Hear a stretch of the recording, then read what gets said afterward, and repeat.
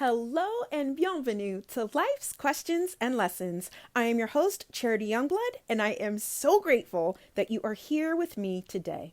This season, we're going deep to help you rediscover who you are. So let's get started with today's episode. Overwhelm disguised as opportunity. Overwhelm disguised as opportunity. So if you're a listener that's just joining for the first time, welcome. If you've been with me for the whole almost 2 years now, it's been a minute, you will notice that our structure of our episode for this series is a little bit different. So we just started our Disguises of Overwhelm series. So if you haven't listened to that episode, definitely suggest you explore that first so you can kind of hear what the series is about. But you will notice that the title of the episodes are actually not questions. And it's my podcast, so I can do what I want to do. But it was intentional. And I did want to say, I really wanted to hone in on the disguises themselves and then talk about the questions associated. So a little bit of a different structure, but hopefully you're digging it. And if you're not, let me know. Feedback is important. But as I was thinking about this one and just overwhelm being this really just sneaky thing that is the master of disguise. And it really disguises itself like right behind our passions, our goals, our purpose, our values, things that we really want to work towards and align with. And it just hides behind almost like a mask. And so that's where I got the disguise. And it's really helped me as I'm navigating through how to kind of deal with overwhelm on my own, because I'm not someone who gets overwhelmed. And even in this work, even, as self-aware as I am and, dealing with, self-reflection throughout the day, every day, overwhelm totally consumed me. And I had no idea that I was even overwhelmed until it happened. So as you're really thinking about, okay, what is a disguise for overwhelm? I wanted to start with opportunity. So if you've ever had a situation where there was an opportunity that almost sounded too good to be true, like it was something that you either aligned with your values, something that you were passionate about, something that you were excited or curious, it just kind of checked all the boxes. That is something that I feel like overwhelm can attach to very quickly.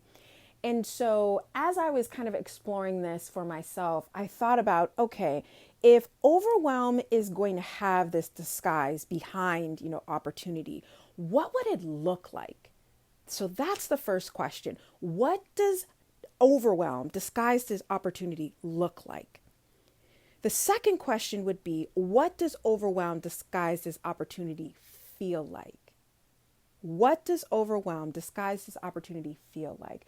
So as I'm kind of exploring these questions for myself, I'm thinking very similar to what I was saying before. It's like you get this opportunity that sounds so amazing and it checks all the boxes that you forget while you're in it to take breaks, right? You forget to do the things to kind of support your mental well-being, your physical well-being, your emotional well-being, because it's something that kind of lights you up. It's something that energizes you.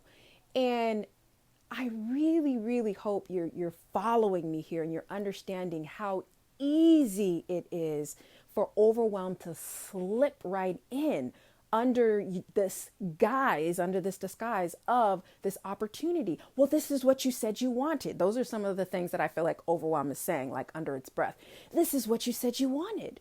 You have time for this. Do it for another hour. Oh, I know your plate is full, but there's time. Look, there's a little spot right there. Like, it's just the sneaky, slick thing. And for me, my goal with this series is really for you to understand what those warning signs are like.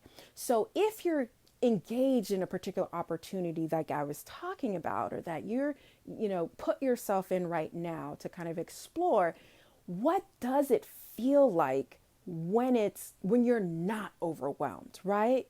Is it, is everything in your body tense? Can you breathe freely and openly?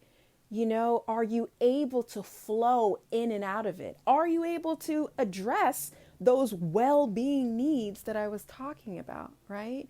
So understanding like what it feels like before overwhelm consumes you is really going to be helpful in that situation. So as I was kind of exploring this for myself, those are the thoughts that really came to mind, and making sure that, okay, there are warning signs, and to really address those warning signs before it's too late. So those are the things I had on my heart today. Thank you as always. Thank you so much for listening. Please rate and review this podcast wherever you're listening to my words.